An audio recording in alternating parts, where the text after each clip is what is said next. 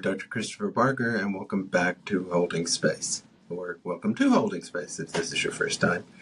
I like to talk about psychological issues. I'm a clinical psychologist from New Jersey, and I like to reflect on things that may impact you on your day-to-day life, questions you may have about different psychological topics. We address some things that are controversial. We address some things that people will read about in Psychology Today, the newspaper, various places, as well as some issues that may present themselves in your life. And again, my email address is below, and make sure that if you have any questions or anything that you want especially addressed or brought to my attention, a future episode perhaps, feel free to write.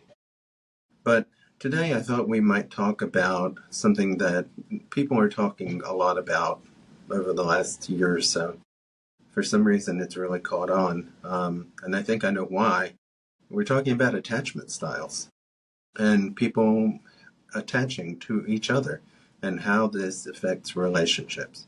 Because there are some issues that present themselves in how we attach. And let's look at some of the roots of that, and then we can go into some specific relationship conundrums and conflicts. The attachment experiments started in 1969 through the 70s by Mary Ainsworth, and they talked about the strange situation. What they were looking for is how infants attach themselves to caregivers, because this is coming from object relations theory, where our early caregivers play a significant role in how we relate to people later on. So those early objects of nurturance, support, caring, love, come to be models for how we see other people in our lives when it comes down to those types of situations and relationships. So the strange situation is not really that strange. I think they were looking for a catchy name, honestly. But the experiment consisted of 8 episodes, each lasting about 3 minutes. There was an infant involved, a stranger, and a parent. The child experiences moments alone, interactions with a stranger, and reunions with the caregiver. And based on their reactions to the presence or absence of the caregiver, or their reaction to the stranger, we talk about attachment styles, and there were basically 4 that originated from that. One is secure attachment. Obviously, this is the best thing. The child feels safe and explores freely when the caregiver is present, but shows distress when they leave, and is comforted upon the parent's return. Avoidant attachment. The child shows very little distress when the caregiver leaves, and avoids them upon return. Ambivalent or resistant attachment. The child is highly distressed when the caregiver leaves, but remains anxious or resistant upon their return. They don't feel comforted. Disorganized attachment. This was later added by other researchers, and the disorganized attachment basically consists of, and then there's disorganized attachment, which was later added by other researchers. This category includes children who display inconsistent or confused behaviors. Sometimes they will react more openly to strangers than they will to parents, or sometimes they are, in one situation, they are more attuned to the parents, and in other cases they are not attuned to the parents. So how does this look in relationships, and how does this look when we relate to other people? This is probably going to be a series, but let's start with secure attachment style, because it's a lot to do in one sitting. Secure attachment is what we all strive for. Sounds good, right? We're securely attached to our caregivers. They feel distress when they leave the room, and this is what is considered normal. And we want to attach to the people who give us, evolutionarily speaking, it makes sense, who give us nurturance, who give us food, who give us shelter. And that in turn encourages the caregiver to keep giving to the child. Babies who form secure attachments to their primary caregivers are more likely to become adults who confidently seek out healthy relationships with others and are reliable and loving partners themselves. What they learn from the parent is modeled and they reciprocate in a relationship with other people. This is, again, how they relate to a loving object.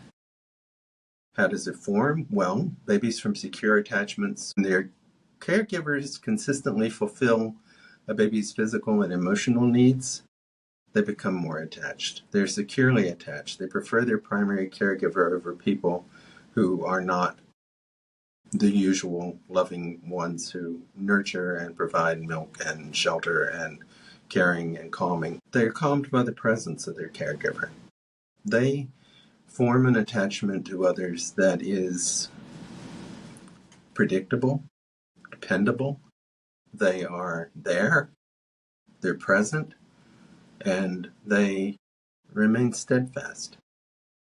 How does it look in adult relationships? Well, people with a secure attachment style are more readily able to and willing to form long-term attachments, healthy relationships with others. They're more likely to trust their partner and to be emotionally available to them. And being emotionally available is something that's actually pretty difficult to do for a lot of people. It's something that we tend to think of as necessary, but it's something that at the same time a lot of people are having some trouble with. I mean, when you think about it, people that you've been with that it's worked out, it's been good, and people that it hasn't worked out, there's been some doubts right from the beginning. You haven't felt that that person is there for you. You don't feel that it's dependable. You don't feel that you're connected all the time. You get a sense of secure attachment, and you can have secure attachment when your significant other is also secure. The match of those two parts is really ideal. You want to have a secure attachment form right from the beginning. But that is difficult because for some people, we just don't have that. So people with a secure attachment style, they've had consistent parenting. They've had people that they can count on. They've had, and this is not to say that you can't form a secure attachment if you haven't had this, but it's more likely to form, and it's about 58% of adults are considered secure attachers. Tips for people with a secure attachment style. Doesn't mean that you can take for granted that your relationships are going to be smooth sailing. No relationship obviously is 100% smooth sailing. If two securely attached people are in a relationship, they're starting out from a better position. But relationships take work for everybody, no matter how firm, loving, and caring your attachment style is. When you are in a relationship with a person from another attachment style, this is where you run against some difficulties. And again, we'll talk about some specific combinations in future episodes. But if you're a secure attacher, and if you're definitely attached to the other person, but they're more anxious or avoidant, they're not necessarily going to want to be around all the time. They may need to withdraw. They may be suspicious. They may be kind of ambivalent about whether you're there or not. But I call you all the time, and sometimes you're there and sometimes you're not. Oh, well, I'm busy. Yeah, that can happen. But how does it have an impact on a whole relationship? Again, secure attachment is what we aspire to. And you notice I said 58%. That leaves about half the population not being very secure in their attachments. What has happened to these people? A lot has to do with, we talked about epigenetic trauma a couple of weeks ago. We talk about parents with neuroses. We talk about parents who have their own issues, that they're not totally available. And babies can pick this up. And adults can pick this up also. We know when we're with somebody who's totally there for us. And we know when we're with someone who is not so available. They are there. We can count on having contact with them? Probably. And it's that probably that sinks some ships. People who have had that secure attachment modeled will form secure attachments themselves. People who have not had that modeled always have doubts. Again, the presence of secure attachment, there has been enough happening usually this happens in the first 3 years. That's when our personality is going through its most formative stages. And you get consistent messages from your parents that you are wonderful, terrific. We talked about the golden core at one point. You get that golden core of personality that you know that you're good and loved and cared for. And then when the rest of the world is not quite so loving and caring and giving, we have something to fall back on. But a secure attachment is what we all aspire to, but it doesn't mean it's the end of the world if we don't have it. We just need to learn to work with it. Let me leave you with this thought for now, which is if you are a secure attacher and you're with someone who is a little more disorganized or anxious, you're going to come into some conflicts.